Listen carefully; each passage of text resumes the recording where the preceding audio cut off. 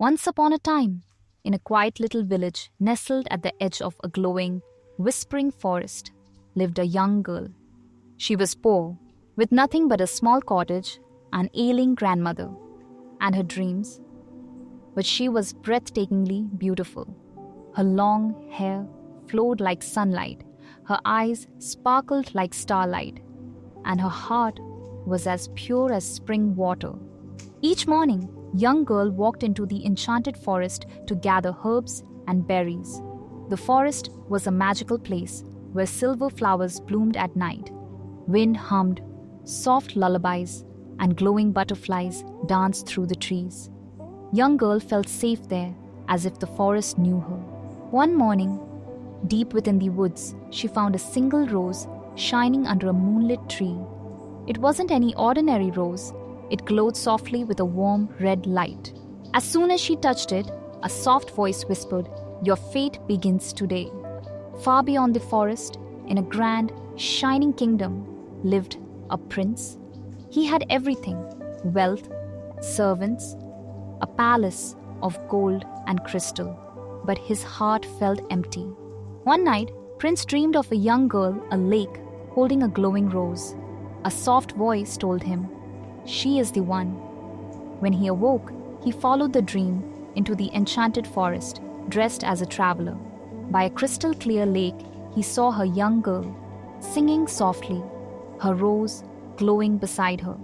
The lake shimmered like diamonds, and white swans drifted across the water. Young girl looked like a vision from the stars. "Are you lost, traveler?" she asked. "Perhaps," Prince replied, smiling gently. "Or perhaps I've finally found my way." They talked for hours by the lake. Day after day, they met again, laughing, telling stories, sharing dreams. Neither spoke of who they truly were. They simply saw each other's hearts. But everything changed when the king announced a grand ball to find the prince a bride. Young girl's heart sank. She believed the man was just a traveler. She had no idea he was the prince. She stayed away from the ball, her heart breaking, but the rose she had found glowed brightly that night. A soft voice whispered again, "Go, young women, your heart is enough." Just then, a kind woman appeared at her door, a magical spirit of the forest. With a wave of her hand, young girl, old dress, became a gown of shimmering starlight. Young girl arrived at the palace. Everyone turned to look. No one had ever seen such beauty, such light in one's soul. Prince's heart leapt. He ran to her, stunned. "You came," he said, breathless. "I have searched for you every day." "You're the prince?" Young girl whispered.